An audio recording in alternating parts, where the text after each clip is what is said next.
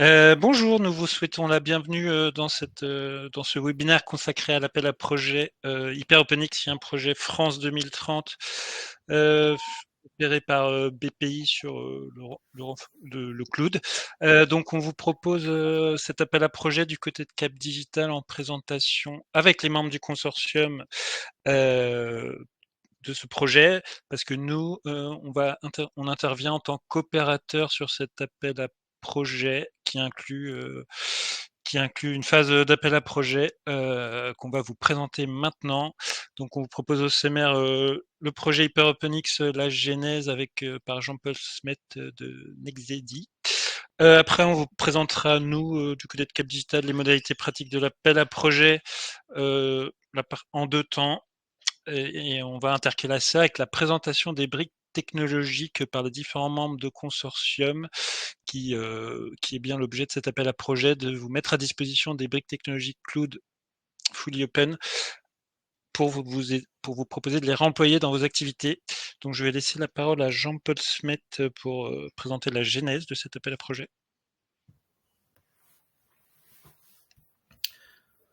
Bonjour, donc je suis Jean-Paul Smet, PDG de Nexedi Rapid Space. Et donc le projet HyperOpenX est né parce qu'en fait on s'est rendu compte que la plupart des technologies de cloud avaient été inventées en Europe. Donc par exemple l'idée d'automatisation d'un grand réseau d'ordinateurs avec des services, ça vient de Marc Burgess dans les années 90, vers 95. Et pour ce qui concerne la virtualisation des PC, c'est à la fin des années 90, début des années 2000, que le logiciel QEMU de Fabrice Bellard est sorti. Et donc, on a en Europe de l'ordre de 200 entreprises qui fabriquent des technologies de cloud. Vous les trouverez sur le site web cloudrepo.eu. Vous trouverez dedans MariaDB, XWiki, Linbit. Mais hélas, en France, on a un gouvernement qui favorise les technologies américaines de cloud et Microsoft en particulier de façon assez constante. Par exemple, le Health Data Hub a été réalisé avec Microsoft, alors qu'on a en France Wendelin et Xenix. La Direction générale des entreprises gère l'ensemble des secrets industriels auxquels elle a accès de la stratégie industrielle sur des logiciels Microsoft accessibles indirectement au département de la justice américain, alors qu'elle pourrait utiliser Murena ou les logiciels d'Effavate. BFPI France gère l'ensemble des données comptables des entreprises qui font des appels à projets et donc de nombreuses entreprises sensibles sur AWS, alors qu'ils pourraient utiliser Clever Cloud, RapidSpace, Scaleway. GaiaX ne parle que de Kubernetes, alors qu'on a en France OpenSVC, SlapOS et Murena. Les PIEC Cloud, qui ont reçu des centaines de millions d'euros, parlent de Google Kubernetes et non de OpenSVC, SlapOS ou Supernova. Le PIEC Télécom d'Orange, pareil, Google Kubernetes et non OpenSVC, SlapOS, Supernova, qui en fait intègre déjà toutes les fonctions d'un réseau de télécom open source.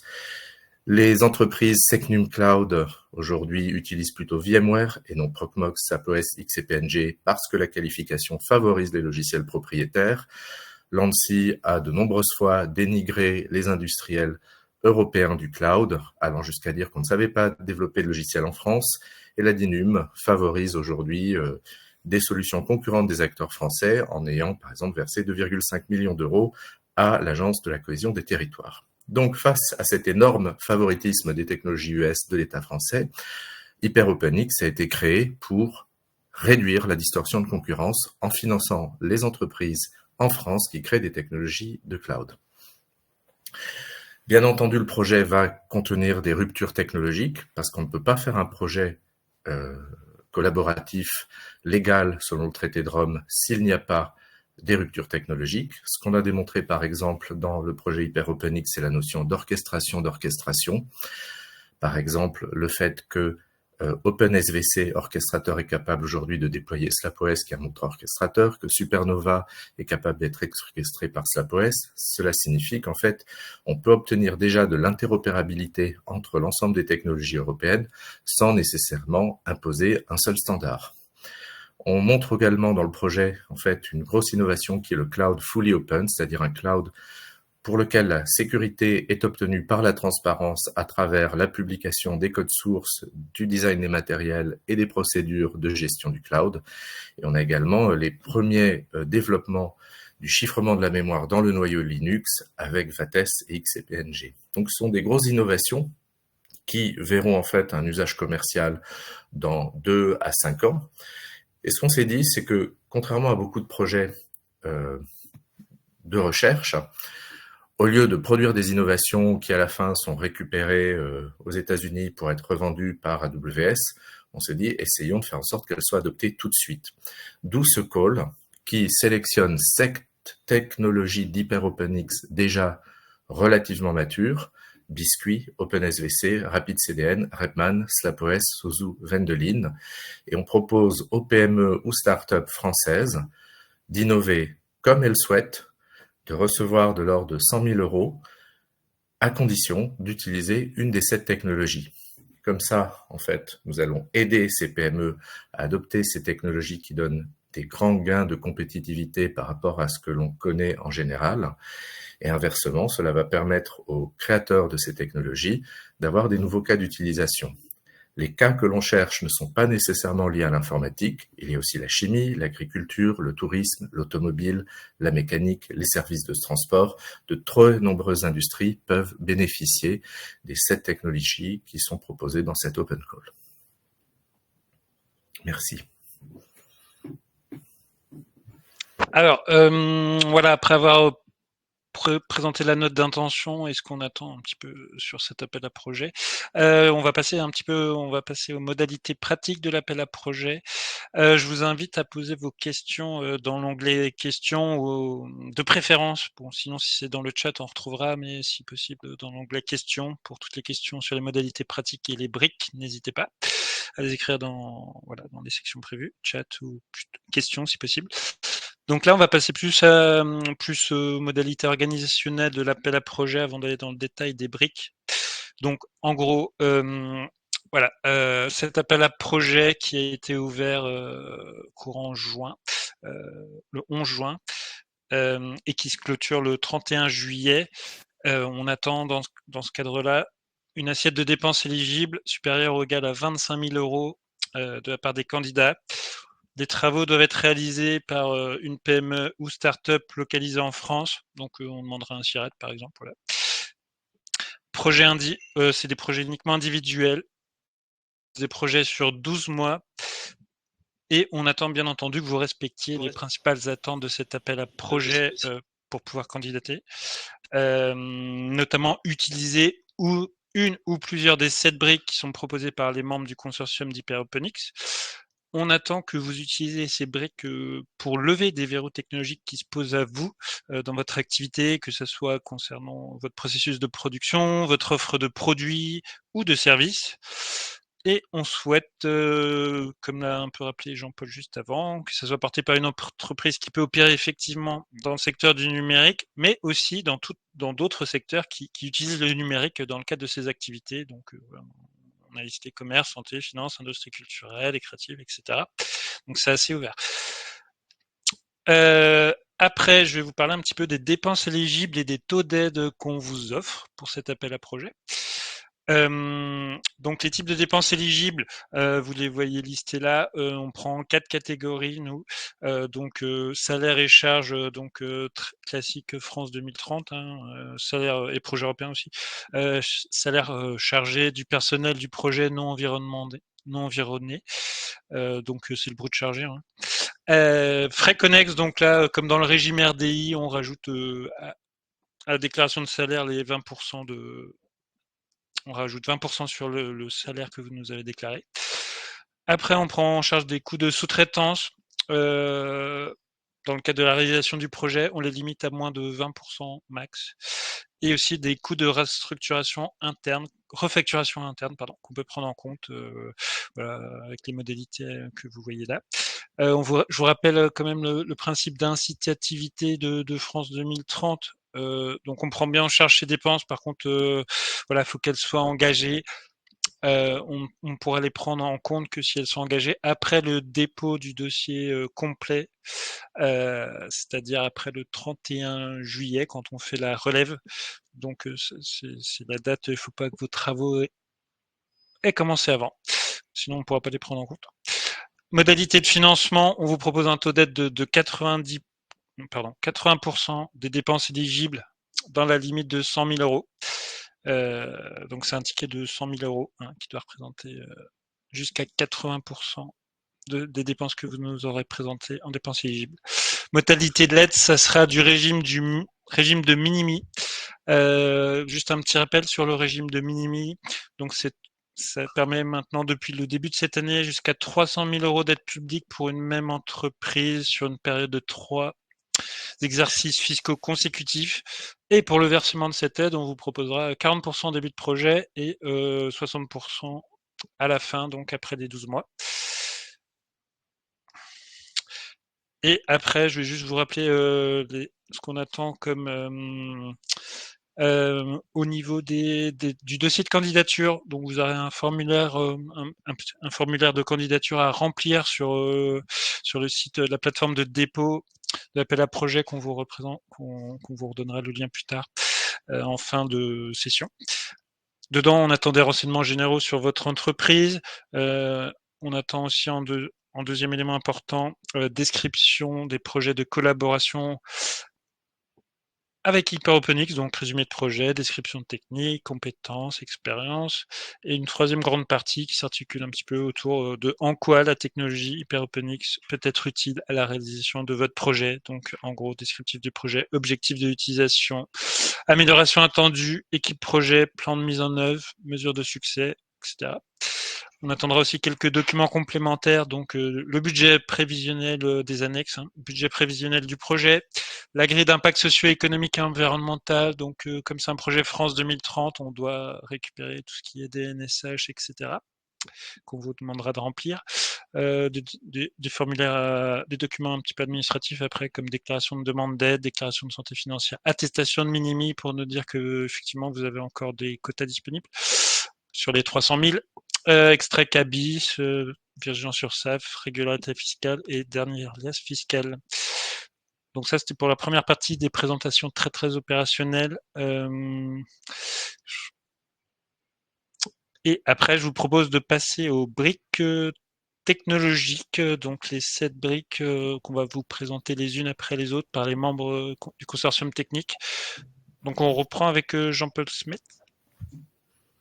XAPOS. Donc, SAPOS est un logiciel qui sert à automatiser le déploiement d'applications critiques en Edge ou en multi-cloud. C'est un logiciel libre. Ça sert donc à déployer automatiquement des applications qui combinent par exemple une base de données, un serveur d'application ou un front-end HTTP dans des data centers, là on parle de cloud, ou dans des serveurs, dans des usines, là on peut parler de Edge. Ça permet aussi d'automatiser le déploiement dans des drones qui créent une sorte de cloud volant autonome. Ça a été présenté l'année dernière au Bourget. Et donc, ça donne un framework complet pour, en quelque sorte, créer son propre cloud ou son propre software as a service. C'est un logiciel qui est utile à des PME ou startups françaises ou à des grandes entreprises qui ont besoin de faire des déploiements d'applications critiques en Edge ou en multi-cloud, avec la garantie que ça marchera aujourd'hui, dans 10 ans, en France, en Chine, aux États-Unis, dans n'importe quel pays du monde, quelle que soit l'évolution des lois ou des conditions du réseau. C'est pour ça qu'il a pas mal de succès dans certaines applications de défense. Mais il a également du succès pour permettre, par exemple, à des entreprises comme Netframe de transformer en système de Edge, ce qui était en fait au départ un logiciel qui s'installait soit de façon autonome, soit en cloud. Donc, ce que fait SAPOS, c'est couvrir l'automatisation des 12 aspects que l'on trouve dans n'importe quel système de cloud, de Edge ou de software as a service, du build à la facturation. Donc, c'est l'instanciation, le build, la configuration, l'orchestration, le monitoring, la réparation automatique, le disaster recovery.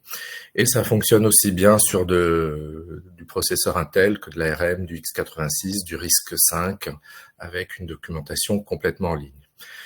C'est utile à des gens qui ont envie, par exemple, de créer un software as a service en multi-cloud. Vous avez un logiciel, vous voulez passer dans quelque chose où vous allez en ligne, l'utilisateur s'inscrit, il obtient une instance gratuite et après, un certain temps, il a une facturation en fonction de l'usage. Donc, vous mettez un SlapOS, un petit script qui automatise le déploiement et vous allez alors transformer un logiciel en software as a service. Il est utile pour la reproductibilité des applications critiques. Par exemple, vous avez un ERP interne qui gère des images de satellites de défense. Comment pouvez-vous garantir que cet ERP pourra être réinstallé dans 5 ans, dans 10 ans ou dans 15 ans de façon automatique en lançant un test tous les jours? Il est utile pour le edge computing, pour, par exemple déployer des applications de gestion dans des usines, par exemple en Afrique centrale, où vous voulez avoir le nec plus ultra de l'automatisation d'un déploiement, mais vous êtes quelque part où il n'y a pas forcément de service de cloud. Il est utile pour l'industrie 4.0, quand vous voulez automatiser le déploiement d'automates industriels sur des bus de terrain avec des contraintes de déterminisme, de temps réel et de sécurité qui sont difficiles à obtenir avec des clouds classiques. Alors, on peut comparer SlapOS à Google Kubernetes et Anthos. Anthos, c'est le logiciel de Google qui permet de couvrir ce qui manque à Google Kubernetes pour faire un cloud complet. Ce qui distingue SlapOS, c'est que tout est automatisé, pas juste la partie instanciation, configuration, orchestration. C'est indépendant de tout fournisseur. On peut le déployer chez n'importe quel data center ou opérateur de cloud ou distribution Linux, également en BSD. Et il offre une forme de résilience assez particulière qui fait que même si vous avez les 3/4 du monde qui sont détruits par une attaque nucléaire, les services déployés continueront à fonctionner.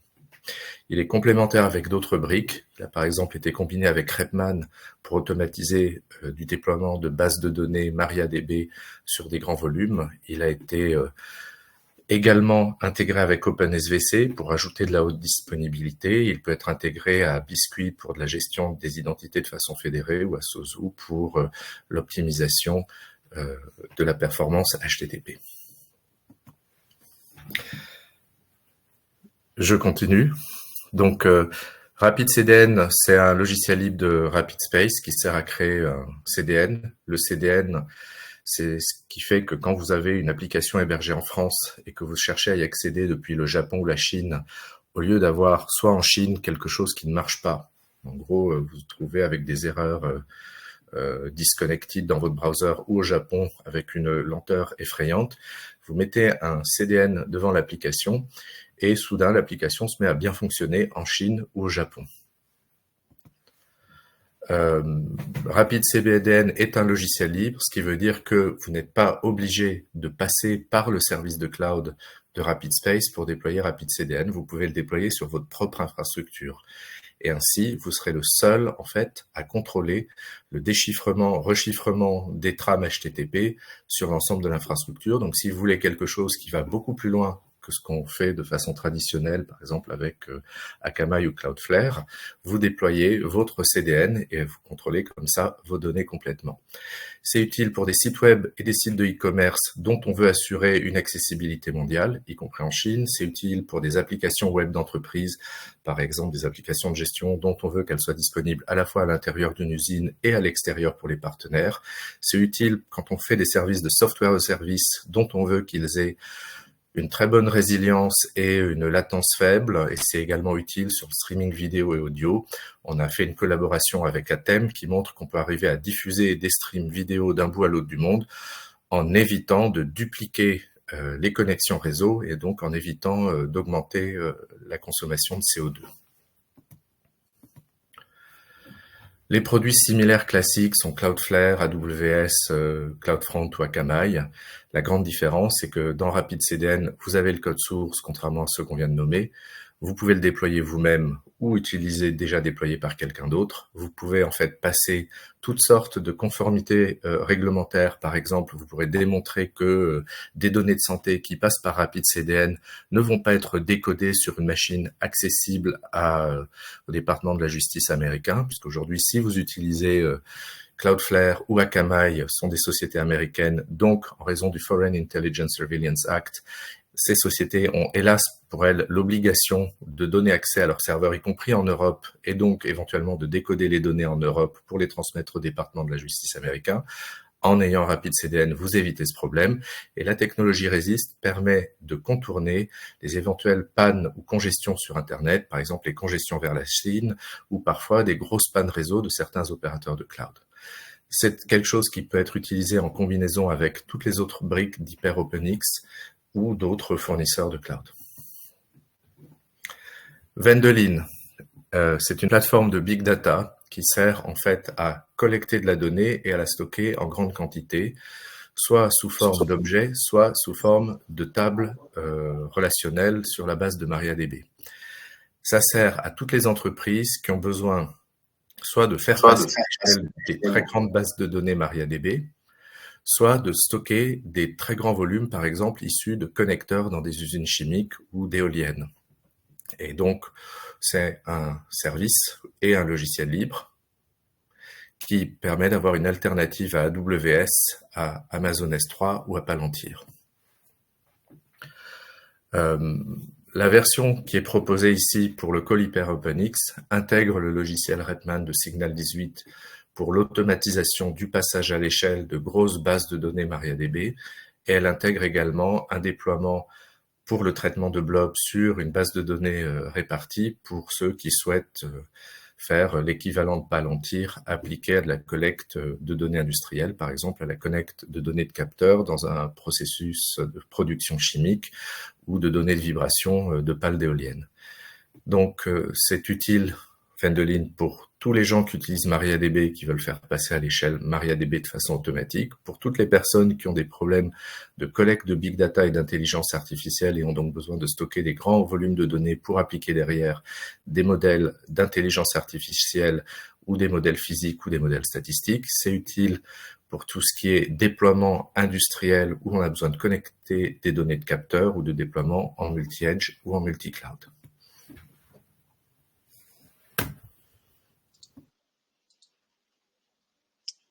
Bonjour, je suis Arnaud Véron, directeur support et service chez OpenSVC. Alors OpenSVC, c'est tout d'abord une compagnie française qui a fêté ses 15 ans cette année, donc qui développe, commercialise et supporte une solution qui porte le même nom. Qu'est-ce que c'est que cette solution? C'est un logiciel open source qui est un socle technique qui va permettre le déploiement, le provisioning d'applications, qu'elles soient simples ou complexes, et qui va permettre d'assurer une gestion automatisée de la disponibilité de ces applications. Donc, comprenant la reprise sur incident, après sinistre, PCI, PCA, donc tous les acronymes que l'on peut entendre. Donc, on va recouvrir des pans fonctionnels sur des produits comme Kubernetes, comme Mesos, comme Red Hat Cluster, Coro 5, Pacemaker, des produits comme ça.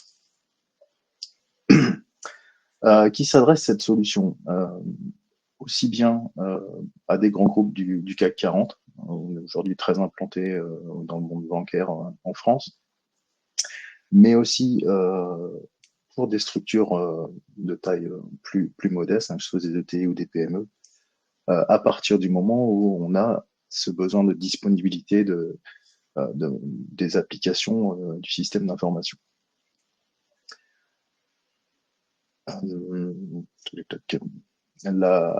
Donc concrètement, qu'est-ce qu'OpenSVC permet de faire, c'est on va déployer des applications sur un modèle, donc une philosophie particulière, qui va permettre de décrire la brique fonctionnelle, et qui, une fois ce travail effectué, on va être capable d'assurer une gestion simple de cette application, quelle que soit la complexité que l'on a mis en dessous en termes de technologie, qu'il y ait des conteneurs de différents types, qu'il y ait des scripts compliqués. Ça va être très simple à gérer, à démarrer, à arrêter et à relocaliser sur d'autres serveurs. Donc, comment ça fonctionne concrètement? On va déployer un agent sur un à plusieurs serveurs. Donc, ce qu'on supporte dans le monde Unix, Linux. On va déployer ces agents, on va les faire communiquer entre eux. hein, de manière chiffrée. Ça va former ce qu'on appelle un cluster OpenSVC qui va être le socle technique qui va permettre de déployer des services OpenSVC. Cet objet service, on va mettre dedans toutes les ressources techniques qui permettent à votre application de fonctionner. Donc, ça va être des systèmes de fichiers, des adresses IP, des lanceurs applicatifs, des scripts, des automatisations d'export de bases de données, par exemple, ou des conteneurs. Une fois qu'on a fait ce travail d'intégration, on va être capable de manipuler toute la stack applicative avec un simple start ou stop ou switch pour relocaliser ce service sur un autre serveur. Parmi ces ressources, je n'ai pas parlé, c'est que le produit va savoir gérer des fonctionnalités de réplication de la donnée. Basculer le service, c'est une chose, mais on va s'assurer qu'on bascule aussi la donnée qui permet à l'application de fonctionner. Ça peut être fait de manière manuelle. On a parlé de start-stop, switch, mais on a aussi dans le cluster des fonctionnalités de bascule automatisée sur incident, hein, comme un serveur qui va planter, un matériel qui va être défaillant, etc., etc. Donc, différents cas qui permettent d'assurer une bascule automatique de ses applications. Quels usages on va trouver pour ce produit? On a par exemple des clients qui s'en servent pour assurer les déploiements de leur base de données.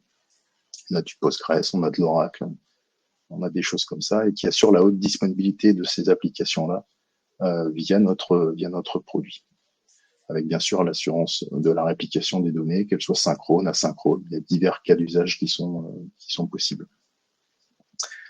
On sait aussi orchestrer des conteneurs, hein, de quelques types que ce soit, hein, du Podman, du Docker, du LXC, du KVM. Donc il y a beaucoup de souplesse qui est proposée par rapport à ça. La reprise après sinistre, donc ça on en a parlé, hein, comme on assure dans le service le contrôle de la réplication des données, ça va être facile pour nous de redémarrer une application ailleurs, sur une autre machine, en prenant compte avec un zéro perte de données. De manière plus générique pour d'autres applications, hein, de l'entreprise, des serveurs web, des serveurs d'application, des services d'infrastructure, des annuaires LDAP, des choses comme ça, de la haute disponibilité sur tous ces services. Et enfin, on propose aussi avec le produit une API qui est riche pour tous les utilisateurs qui souhaitent piloter de manière externe la gestion de leur service.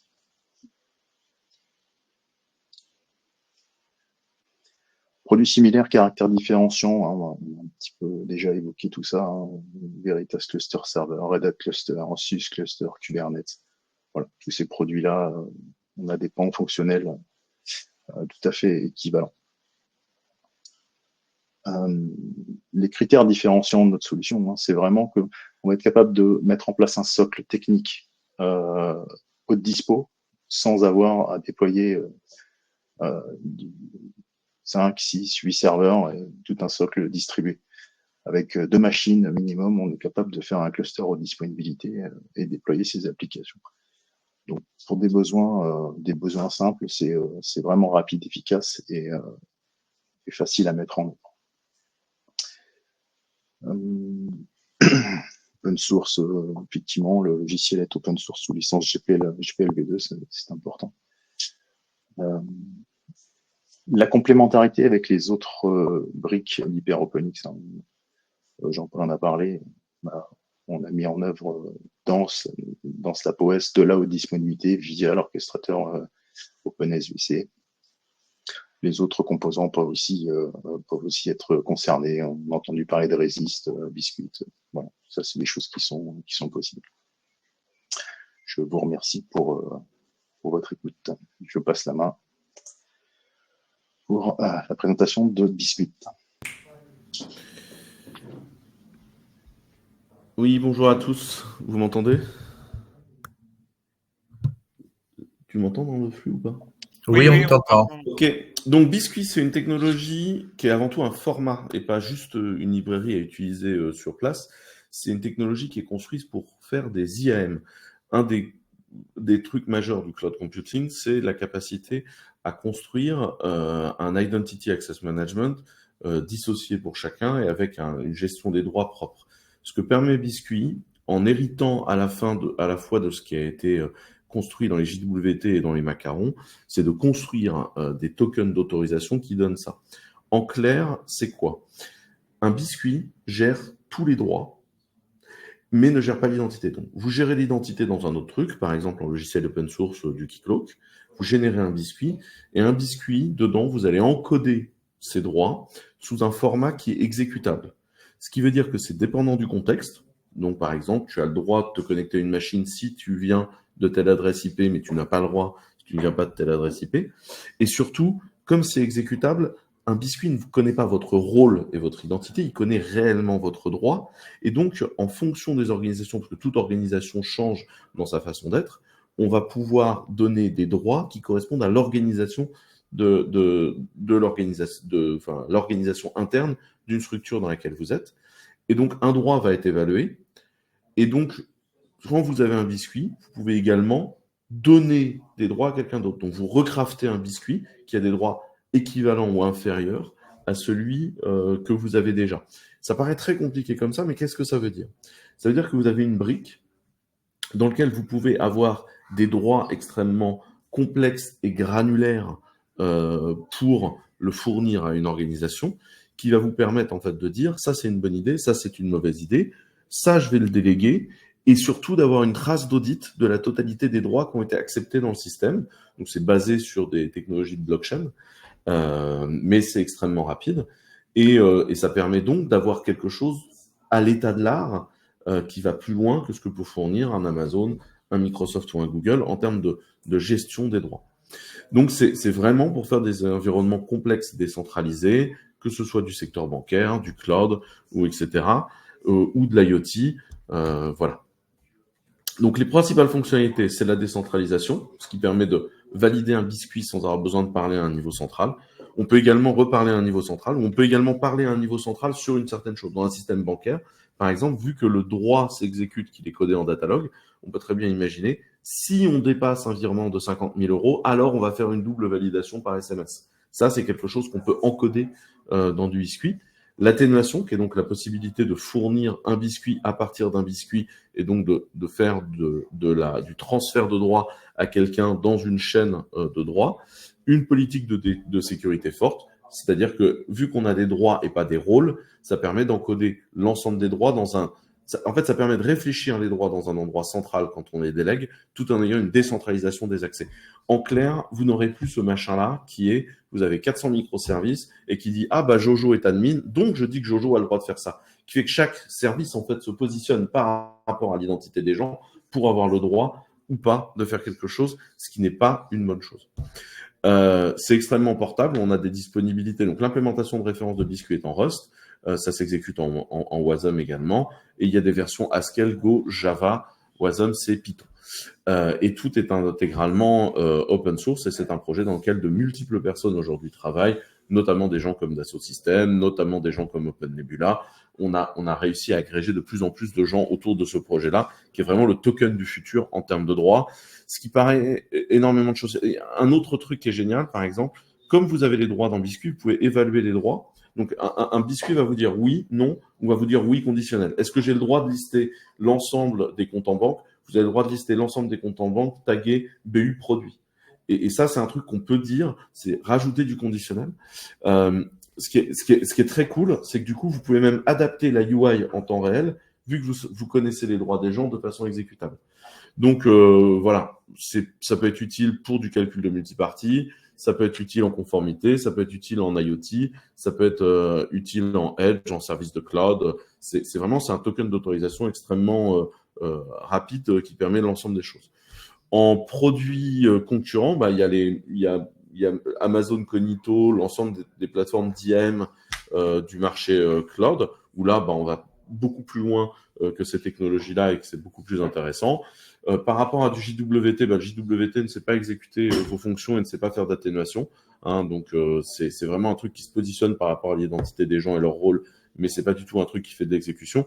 Et vous pouvez pas atténuer un JWT et un Macaroon. Macaroon, dans son implémentation, offre beaucoup trop de chances que vous vous plantiez quelque part et que vous ouvriez des droits que vous aviez prévu de fermer pour que ce soit une bonne idée. Évidemment, c'est flex, c'est stable et c'est extrêmement interopérable puisque c'est complètement open. La complémentarité avec les autres briques de HyperOpenX, c'est que petit à petit, on essaye d'intégrer Biscuit dans l'ensemble des briques open source de façon à permettre à Biscuit de fonctionner comme ça. C'est notre VP DevRel qui sera votre point de contact, Horacio Gonzalez. Et je tiens à préciser que si vous voulez en apprendre plus sur Biscuit, sur la chaîne YouTube de Clever, vous retrouverez les replays d'un certain nombre de lives qu'on fait, puisqu'on fait des lives... comment s'appelle cette plateforme de stream ? De Twitch. On fait un certain nombre de Twitch sur comment apprendre à utiliser Biscuit. Donc voilà, il y a du contenu technologique et je suis là évidemment pour répondre à vos questions. La deuxième brique technologique qu'on présente chez Clever Cloud, c'est une brique technologique qui s'appelle Sozu. Sozu, c'est un reverse proxy. Donc en clair, c'est la brique que vous mettez en entrée de réseau dans votre système et qui est le point de contact et qui va reventiler dans votre infrastructure les requêtes. Sozu, c'est quelque chose qui a été recodé de zéro pour être prêt pour des choses qui n'existaient pas avant. Les choses qui n'existaient pas avant, c'est être capable d'être reconfiguré à chaud. À la différence d'un HAProxy, par exemple, qui ne se reconfigure pas, en fait, il est reloadé avec un autre process qui est lancé en interne et on kill les connexions petit à petit. Sozu, il est fait pour changer de configuration à chaud et pendant son fonctionnement. Il est intégralement en Rust et notamment, il n'est pas sensible à beaucoup de failles de OpenSSL, mais c'est du RustLS et c'est beaucoup plus robuste.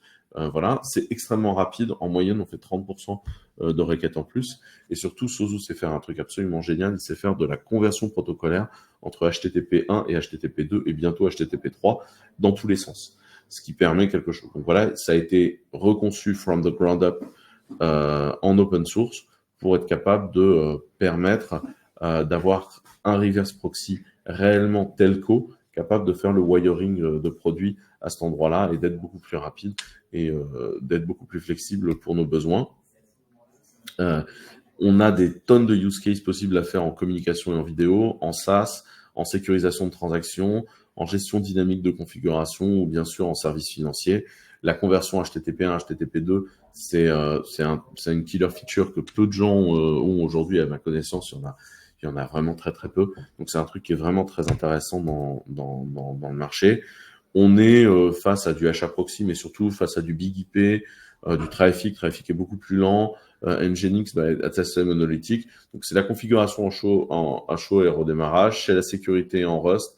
C'est l'optimisation des ressources qui est beaucoup plus light. Les mises à jour continues. On peut mettre à jour un Sozu. Le binaire de Sozu peut être mis à jour sans perdre une seule connexion TCP. Il y a un mécanisme à l'intérieur qui permet ça. Il y a un support avancé du protocole HTTP et des gestions très précises des modifications. Et bien évidemment, comme vous l'avez compris, la complémentarité avec le reste d'HyperOpenX, c'est que c'est le point d'entrée réseau qui permet de faire fonctionner énormément de choses. Et donc, vous pouvez aller vous câbler avec l'ensemble des fonctionnalités à cet endroit-là, bien sûr.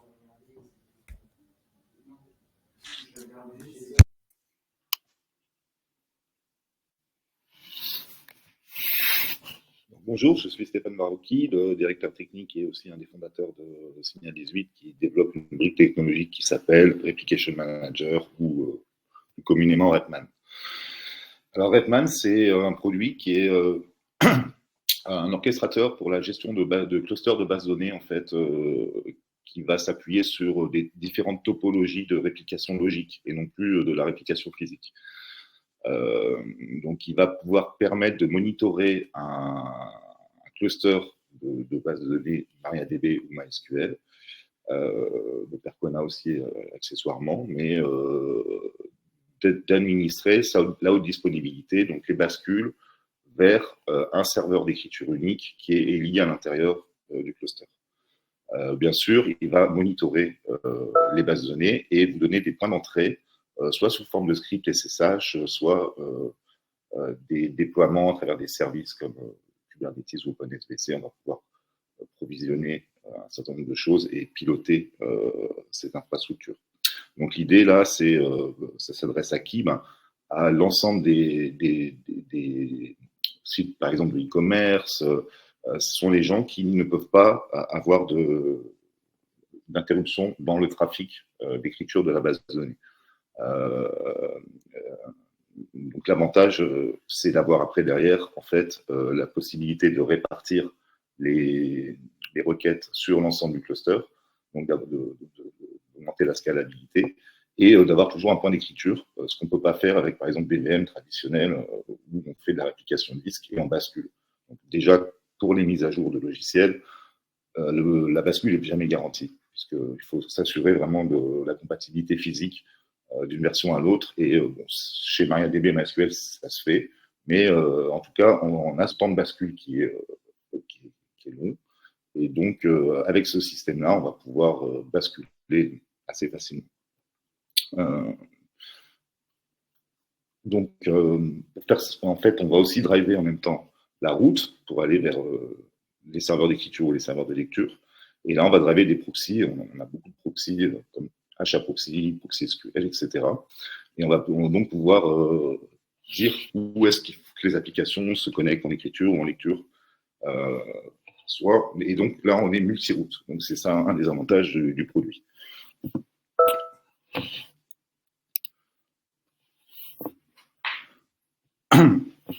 Donc, des topologies, il y en a beaucoup, et on s'appuie essentiellement sur de la réplication soit synchrone, soit semi-synchrone, soit complètement synchrone. On va trouver toutes ces briques de réplication à l'intérieur de MySQL ou de MariaDB. Et en fait, on va exploiter en fait des nouvelles fonctionnalités qui sont dans MariaDB comme les GTID, qui permettent d'avoir un identifiant unique de transaction et d'avoir cet identifiant qui est sur l'ensemble des bases de données répliquées, qui vont nous permettre de connaître la position exacte au moment où on va pouvoir basculer la base de données. Donc, tout autour de ça, on a des systèmes d'alerting. On est agentless, donc en fait, on installe le produit sur un serveur en dehors des serveurs de base de données. Et on va pouvoir gérer ça avec un point unique, centralisé, gérer plusieurs clusters de base de données. Donc, il est écrit en Go, donc c'est très facile et portable. On peut faire beaucoup de concurrence à l'intérieur du code, peut-être moins en Rust, mais déjà c'est pas mal. Et donc c'est un exécutable qui est compilé pour un CPU, ce qui quand même amène des avantages de ne pas avoir de QA aussi importante que dans des produits en C, par exemple. Donc autour de ça, on va gérer bien sûr les backups, et c'est ce que vous allez pouvoir retrouver chez les concurrents comme Amazon RDS. Ils ont toute une API qui permet de gérer vos bases de données vous-même.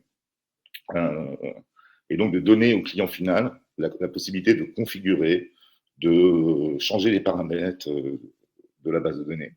Et donc nous, on va s'assurer qu'on fournit le même type de service en open source et non pas sur des infrastructures propriétaires comme ça peut être le cas chez AWS, chez Google Cloud ou encore chez OVH. Ils ont chacun dû développer cette brique en interne, et nous on se dit qu'on va offrir cette brique non seulement pour des clients on-premise, donc des entreprises qui voudraient déployer leur base de données et la maintenir en interne, et aussi pour d'autres acteurs du cloud qui voudraient s'appuyer plus sur un standard.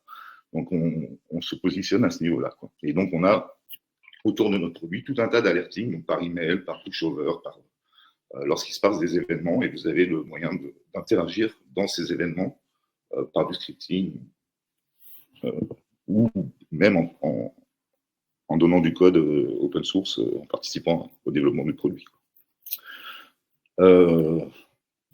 Voilà, donc ça gère les environnements de base de données sous différentes routes, différents proxys. Et donc ça, c'est un peu intéressant de se coller avec d'autres briques de HyperOpenX. J'ai vu un proxy passer, là, ça peut m'intéresser d'intégrer ce proxy-là en plus, quoi. Donc, il est agentless, il supporte les backups, la réplication, donc GTID, mais tout type de topologie de réplication. Voilà, on a une brique de sécurité, donc il est auditable, il y a des logs, il y a beaucoup de logs en fait par feature. Donc on peut les activer, désactiver à plusieurs niveaux. Les logs sont bien gérés, il y a une rotation des logs. Et donc on va essayer de se brancher sur la base de données et de vous donner accès à ce que fait aussi la base de données, c'est-à-dire s'il y a des logs d'erreur, des logs de requête, vous présenter tout ça. et de vous donner la main dessus pour pouvoir automatiser en fait et les déploiements et la maintenance des bases de données. Voilà, on a intégré, typiquement, on a plein de briques dans Hyperoponics qu'on va pouvoir aider. En l'occurrence, l'APOS peut déployer des bases de données MariaDB de manière automatique grâce à l'Application Manager. Et on va pouvoir, on a aussi par exemple l'intégration avec OpenSDC qui est déjà là. C'est-à-dire qu'avec l'Application Manager, on peut déployer des services de cluster de bases de données sous forme de services et de containers Docker, par exemple, de manière automatisée. C'est-à-dire qu'on prend l'API d'OpenSDC ou de Kubernetes et on décrit le service qu'on veut déployer. Et donc, on a un namespace par cluster de base de données. En fait. Donc voilà, on est prêt à aider toutes les sociétés qui seraient prêtes à nous rejoindre dans cette aventure. Merci. Merci beaucoup pour la présentation de toutes ces briques technologiques mises à disposition de l'appel à projet HyperOpenX. Donc, on va passer aux questions que vous avez. Avant de commencer, je vous incite à poser toutes vos questions sur les briques. Et aussi sur l'appel à projet, mais ça on en reviendra à la fin. Je vous rapporte 2-3 précisions. Donc pour utiliser ces briques, nous on va mettre à disposition 1 million d'euros sur cette vague de l'appel à projet avec l'idée de sectionner 10 projets. On n'apporte pas seulement un soutien financier, mais il y aura aussi un soutien technique auprès des différents partenaires techniques que vous avez vus là pour vous aider à déployer ces briques-là avec du temps homme et aussi des ressources cloud qui peuvent être mises à disposition. Donc n'hésitez pas à en faire, à en prendre en compte ou poser des questions sur ça. Et donc je vais passer aux questions.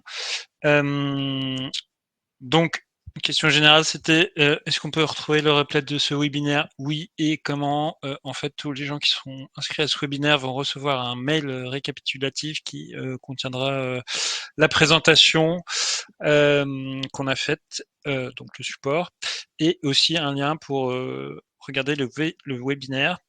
Après, au niveau des questions sur les briques, on a une question sur Repman. Est-ce que ça travaille avec Postgre, s'il vous plaît? Alors Postgre, c'est pas la réplication logique de Postgre n'est pas assez avancée à mon sens pour permettre ce type de bascule au niveau logique. Donc la plupart du temps, on va plutôt utiliser de la réplication de blocs physiques, de read ou log qu'on va trouver dans Postgre. Et on a du monitoring aujourd'hui possible grâce à Replication Management dans PostgreSQL. On a une espèce de début de couche de monitoring. On a éventuellement codé quelque chose, mais c'est quand même pas, on n'est pas dédié sur ce monde-là. Donc, un des avantages là, c'est qu'on a quand même une espèce de couche où en fait on a unifié un petit peu Postgre et MySQL en termes de prise de statut, de variables. Et c'est un peu compliqué en Postgre. C'est pas vraiment notre domaine d'activité aujourd'hui, mais on pourrait l'étendre en effet à plus. Mais voilà, pour l'instant, aujourd'hui, ça pourrait être un projet de continuer dans cette voie, mais on est plus des spécialistes de l'environnement MySQL et MariaDB où la réplication elle est consistante, sérialisée, parallèle, et elle marche très très bien. Quoi. Donc, du coup, on est plus concentré sur cet environnement open source, on va dire. Je ne sais pas si ça a répondu aux questions. Moi aussi, je pense. Sinon, j'invite la personne à réécrire et à repréciser la question. Donc, merci beaucoup. Alors, question, est-ce qu'on doit être membre de Cap Digital pour répondre à cet appel? Non, pas du tout, puisque c'est un appel à projet France 2030, hein, comme on vous l'a dit en présentation. Et donc, en tant que tel, nous, on est opérateur de cet appel à projet France 2030. Et comme projet, voilà, la seule condition, c'est d'être localisé en France et d'avoir donc un numéro de tirette. Et d'être une PME, une start-up, comme on l'a dit, ou start-up, comme on l'a dit au début. Voilà, c'est les principales prérequis en termes de statut juridique, de situation juridique. Après, il y a une question auquel Jean-Paul a commencé de répondre par écrit qui était qui est intéressante à savoir pour tout le monde. La question était, concernant cet appel, l'objectif est-il de développer de nouvelles briques autour de ces solutions ou bien envisageable de les intégrer et interconnecter avec une solution existante? Donc l'idée vraiment de cet appel à projet, on a mis une condition qui est de lever des verrous techniques que vous rencontrez dans le cadre de vos activités. Mais l'idée, effectivement, c'est de vous mettre à disposition ces briques, que vous puissiez les utiliser et les intégrer dans le cadre de vos solutions que vous avez déjà ou de vos process. Donc on vise pas des ruptures technologiques ou ce genre de choses. Donc l'idée c'est que ça peut s'intégrer effectivement avec vos solutions existantes pour les améliorer en levant des verrous, des problèmes que vous rencontrez dans vos process actuels. Je sais pas si Jean-Paul veut rajouter quelque chose, mais Oui, alors en fait, l'idée c'est de faire ce que vous voulez. C'est pas d'améliorer les briques, c'est pas forcément de faire de l'informatique. Si vous avez une idée, d'une nouvelle façon de construire des tables et des chaises, et que dans cette idée de construire des tables et des chaises, il y a une des 7 briques qui est impliquée, c'est parfait. Donc les deux vraies conditions, c'est il faut qu'une des 7 briques soit utilisée quelque part, et la deuxième, c'est de ne pas faire quelque chose qui existe déjà. Parce qu'en fait, utiliser des subventions pour copier ce que fait déjà le marché, je peux dire que plusieurs d'entre nous dans le groupe HyperOpenX, on est déjà en train de faire des contentieux quand l'État utilise les subventions de cette manière. Donc on veut pas le faire, on va pas promouvoir nous-mêmes ce que l'on veut voir cesser.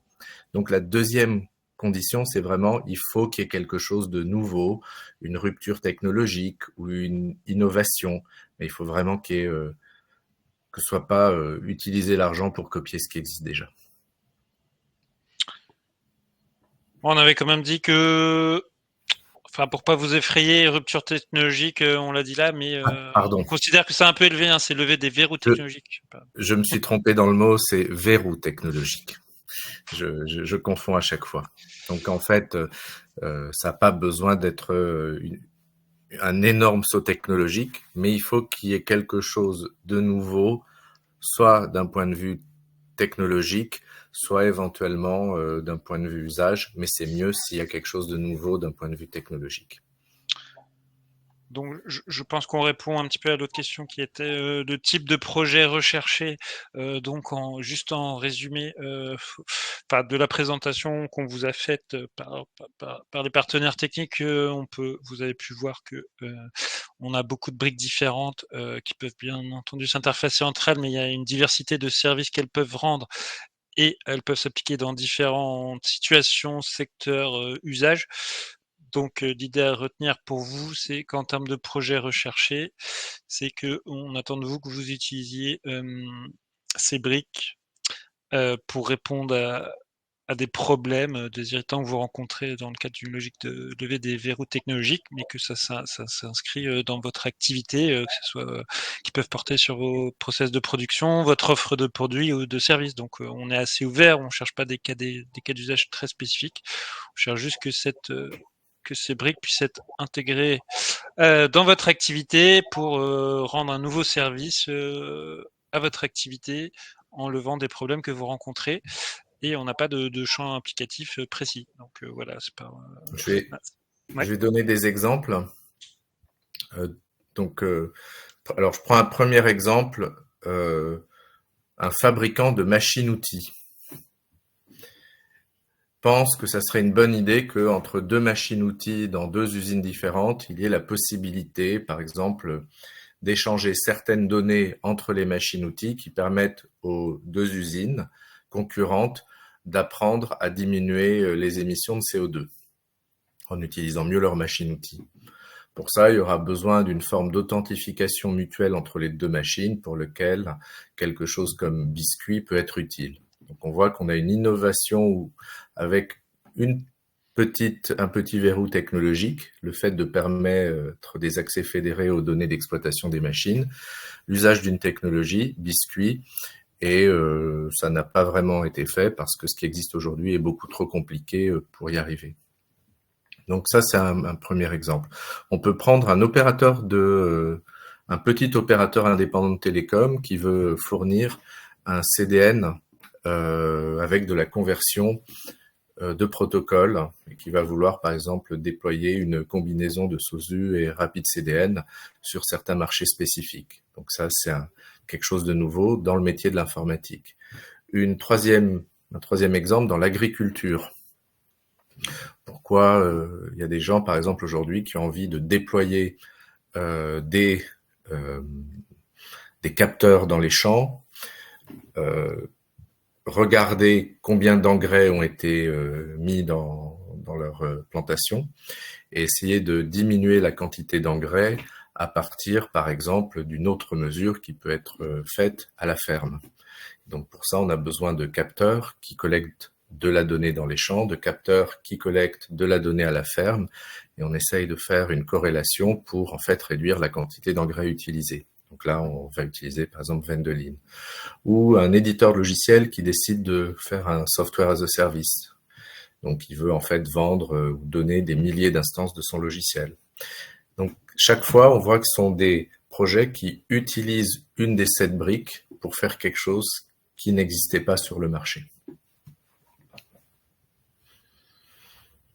Si je peux intervenir et dire 2 petits mots sur, par exemple, ce que récemment on a fait avec Application Manager chez un client, c'est d'historiser l'ensemble de leurs données météo depuis 1900 sur du MariaDB avec la brique Application Manager en disponibilité. Et en fait, il y a un nouveau moteur qui s'appelle S3 qui permet de stocker des données indexées sous un format S3 et de les exporter et après de les mettre à disposition de l'ensemble des bases de données via ce moteur. Donc, on a un point centralisé qui archive l'historique et c'est très intéressant parce que c'est un projet qu'on pourrait envisager pour plein d'autres briques de HyperOpenX, quoi. D'accord.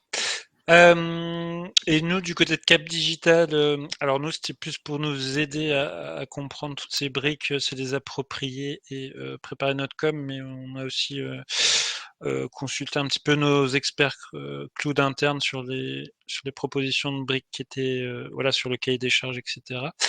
Et on nous a dit un peu comme là qu'effectivement, ça pouvait adresser beaucoup d'activités différentes, de secteurs différents, et l'intérêt c'est la variabilité de la chose. Donc on nous a dit que voilà, tout ce qui est traitement de flux vidéo, etc., communication vidéo, ça pouvait être intéressant. Startup technologique, c'est aussi intéressant pour vous. Commerce, ça peut être intéressant pour vous avec des usages très ciblés et spécifiques. Donc voilà, c'est très large. Donc n'hésitez pas à nous poser des questions et c'est assez ouvert au niveau de ce qu'on attend, hein. Je pense que c'est la chose à retenir tant que vous levez un verrou technologique et de toute façon le formulaire vous demandera de préciser le verrou que vous voulez lever, nous l'argumenter. Et effectivement, en termes d'accompagnement, l'idée c'est au-delà du soutien financier à 80%, l'idée c'est quand même aussi de vous offrir aussi une collaboration avec les porteurs de briques pour vous aider à les déployer chez vous. Donc en général, comme l'a écrit Jean-Paul, on vous propose un ingénieur dédié qui vous aidera à l'implantation de la brique que vous aurez choisie et effectivement, si vous en avez besoin, des ressources cloud chez l'un des partenaires techniques du consortium. Et après, est-ce qu'on a d'autres questions? Oui. Question. Je suis une PME open source français. Serais-je éligible si j'utilise ces outils pour réaliser un projet hors de France? Normalement, c'est pour. Enfin, je sais pas. Il faut regarder. Il faut que je pose la question. Mais normalement, c'est en fait, comme en fait on est attaché au régime des minimis et qu'on suit de façon simplifiée les procédures de BPI France. Ce qui va se passer, c'est que le projet lui-même peut être absolument n'importe où, mais la PME doit être française et les emplois qui vont être subventionnés doivent être des emplois de la PME française. Donc, quand on regarde, par exemple, que ce soit sur le crédit d'impôt recherche ou sur d'autres dispositifs d'aide, si on est sur un salarié en France, donc salarié de l'entreprise française travaillant en France, ça rentre.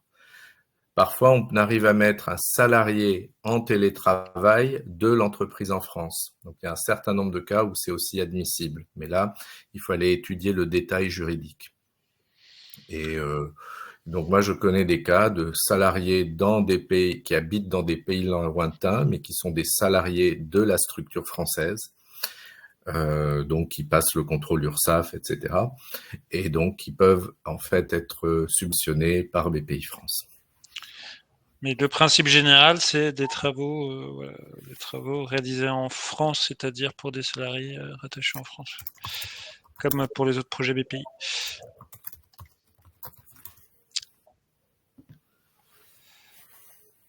Est-ce qu'il y a d'autres questions? Je ne vois pas. Bon, on y reviendra si vous en avez d'autres en toute fin, on pourra y revenir. Je vais laisser Shaines présenter la dernière partie qui répondra un petit peu sur le type de projet recherché, puisqu'on va parler un petit peu de critères de sélection, etc. Ce genre de choses. Oui, merci Alexandre.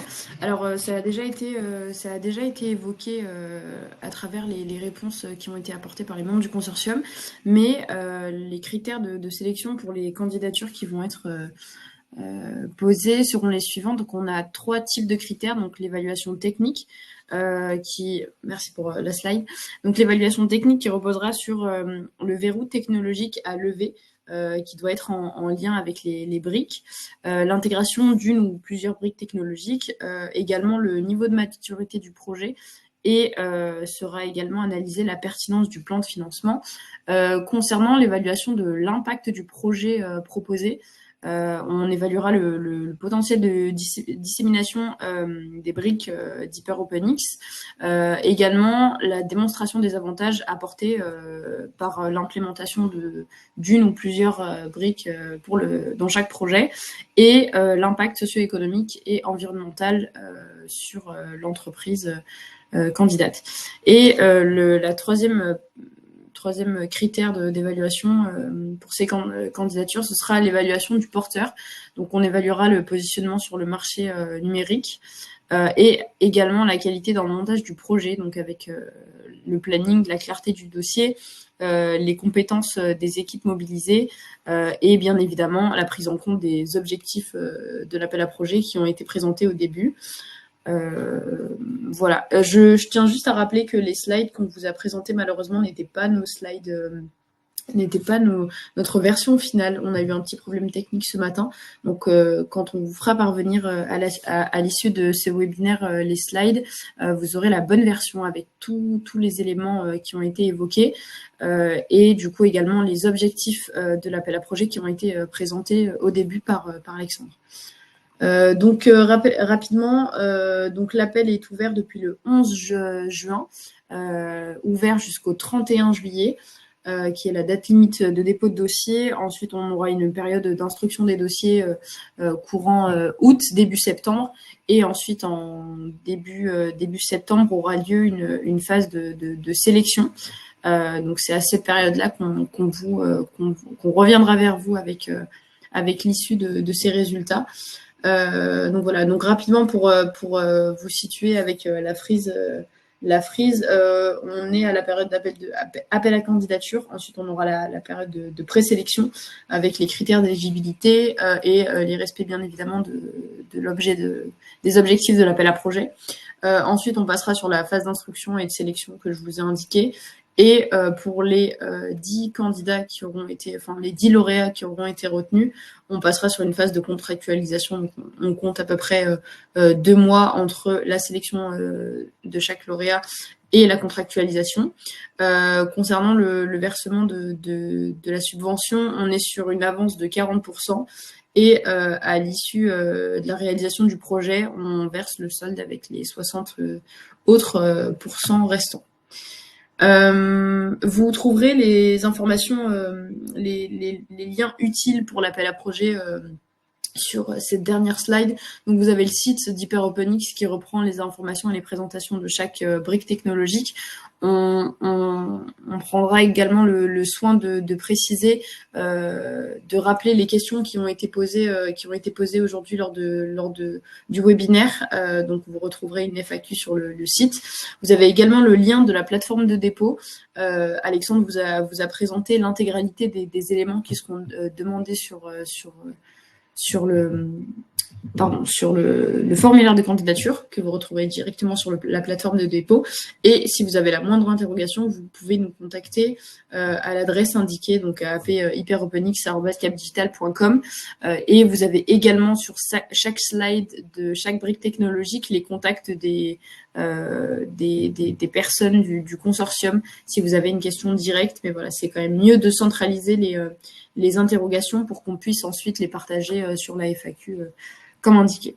Voilà. Est-ce qu'il y a des questions sur ces modalités de participation, etc., ou d'autres questions qui auraient été oubliées juste avant?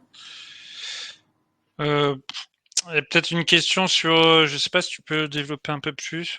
C'était une personne qui demandait un modèle de document pour nous guider dans la constitution du dossier. Donc a priori, vous aurez juste, si on peut parler peut-être un peu plus du formulaire. Oui, on peut peut-être revenir dessus. Moi, il a été évoqué au début.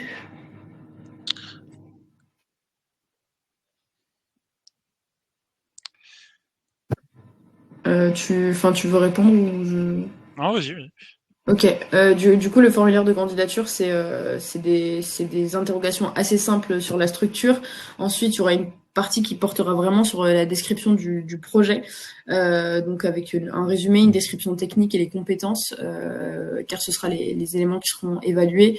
Donc, je vous rappelle les critères de sélection, c'est l'évaluation technique, l'évaluation de l'impact sur la structure et l'évaluation sur le porteur de la brique technologique. Et ensuite, il y aura une troisième partie sur en quoi la technologie d'HyperOpenX peut être utile au projet. Donc ça, c'est plus sur l'évaluation du porteur. Et vous avez toute une série de documents à fournir plus sur l'éligibilité et arriver de votre structure pour candidater à l'appel à projet. Est-ce que ça répond aux interrogations qu'il y avait ou... Je pense retenir que voilà, il y a un formulaire pré-emploi qui vous guide avec un certain nombre de questions à répondre et qui reste assez léger. Vous êtes libre aussi, je crois, de mettre une annexe libre, ça, pour compléter votre présentation sur votre projet.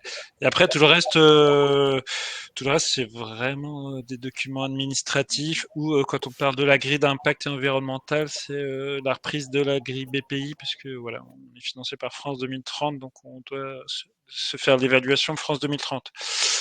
Et le reste, c'est vraiment du pur document administratif à remettre. Donc le cœur du dossier, c'est ce formulaire, avec des questions à répondre. Voilà. Et je sais pas, il est disponible sur le site. Il est disponible en libre accès. On doit le mettre, c'est ça? Oui. Le formulaire, vous aurez la trame du formulaire sur le site internet qui sera disponible pour vous permettre de préparer votre candidature avant de la soumettre. Et effectivement, le cœur de la candidature repose vraiment sur ce formulaire et vous avez la possibilité d'uploader, en plus des documents qui sont demandés, un document qui permettra d'appuyer un peu plus et de préciser votre candidature. Donc c'est un support qui est assez libre, on n'impose pas de trame, mais plus votre dossier est complet et essaye de matcher avec les différents critères de sélection, plus ça nous aidera à comprendre votre candidature et elle sera beaucoup plus valorisée si vous la détaillez, bien évidemment.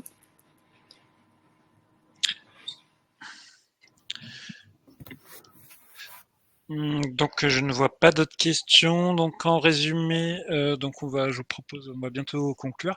Donc pour tous ceux qui ont demandé, vous recevrez par mail, suite à votre inscription, un courriel qui contiendra la présentation dans sa bonne version, le replay pour y accéder. Après, comme on vous l'a dit, pour les questions, donc vous avez l'adresse générique pour tout ce qui est plutôt les questions les questions sur les modalités pratiques. Donc, c'est plutôt aap.hyperopenix tout attaché @capdigital.com. Et vous avez les contacts aussi sur les briques technologiques. Si vous avez des questions, vous avez dans les slides tous les contacts pour chaque brique. Si vous avez des questions plus techniques sur l'utilisation d'une brique. Donc je remercie tout le consortium d'Hyperopenix d'être venu présenter les briques. Je vous remercie d'être venu à tous ceux qui ont participé à ce webinaire et je vous propose de conclure maintenant. Merci. Merci. Merci. Merci, au revoir.